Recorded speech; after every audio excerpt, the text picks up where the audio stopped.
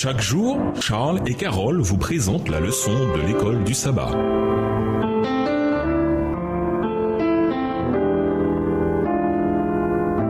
Bienvenue dans votre émission. Dieu nous parle. Nous voilà à la leçon de lundi. Que c'est difficile de devenir. Lisons 1 Corinthiens 11, verset 1, Philippiens 3, le verset 17, 2 Thessaloniciens 3, les versets 7 à 9 et Actes 26, les versets 28 et 29. Que dit Paul ici qui est reflété dans Galates 4, le verset 12? Comment comprendre ce qu'il veut dire?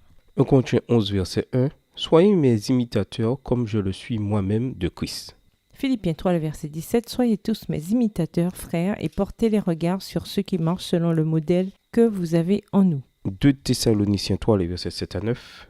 Vous savez vous-même comment il faut nous imiter, car nous n'avons pas vécu parmi vous dans le désordre. Nous n'avons mangé gratuitement le pain de personne, mais dans le labeur et dans la peine, nous avons travaillé nuit et jour pour n'être à charge à aucun de vous. Ce n'est pas que nous n'en ayons le droit, mais nous avons voulu vous donner en nous-mêmes un modèle à imiter. Acte 26, les versets 28 et 29. Et Agrippa dit à Paul, « Tu vas bientôt me persuader de devenir chrétien. » Paul répondit, « Que ce soit bientôt ou que ce soit tard, plaise à Dieu que non seulement toi, mais encore tous ceux qui m'écoutent aujourd'hui, vous deveniez tels que je suis, à l'exception de Célien. » Galates 4, verset 12. Soyez comme moi, puisque moi aussi je suis comme vous, frères.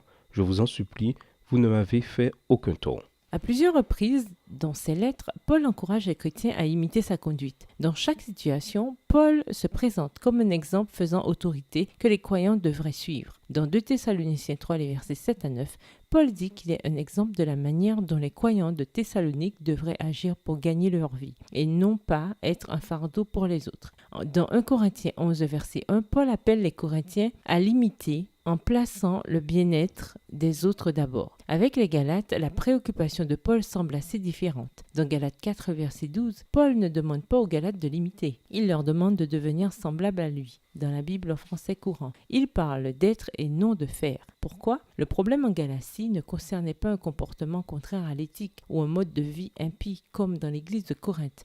Le problème en Galatie était enraciné dans l'essence du christianisme lui-même. Il s'agissait davantage d'être que de faire. Paul ne dit pas « faites comme moi », mais « soyez comme moi ». La terminologie exacte de Galates 4, verset 12 survient dans l'appel de Paul à Hérode, Agrippa II, dans Acte 26, verset 29, où Paul écrit « Que ce soit pour un peu ou pour beaucoup, je souhaiterais, s'il plaît à Dieu, que non seulement toi, mais encore tous ceux qui m'écoutent aujourd'hui, vous deveniez tels que moi je suis, à l'exception toutefois de ces liens. » Autrement dit, Paul fait référence à son expérience de chrétien, un fondement qui repose sur Christ seul, une foi qui se confie en ce que Christ a fait pour lui et non en ses propres œuvres de la loi. Les Galates accordaient une plus grande valeur à leur comportement qu'à leur identité en Christ. Bien que Paul ne dise pas spécifiquement comment il veut que les Galates deviennent comme lui, le contexte de la situation de Galates indique que ce n'était pas une déclaration générale qui couvrait chaque aspect et chaque détail de sa vie. Du fait que sa préoccupation allait vers la religion centrée sur la loi des Galates,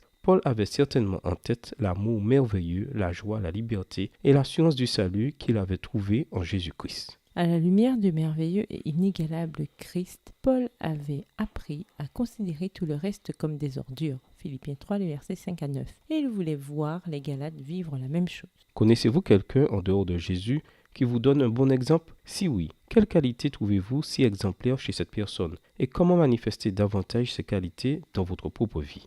Remue-ménage, aujourd'hui, au sein d'une culture qui nous dit « laisse-moi être moi », est-il toujours pertinent pour les chrétiens de corriger les fausses croyances et de mettre en garde contre le péché? Au revoir. Et à demain si Dieu veut. Dieu nous parle.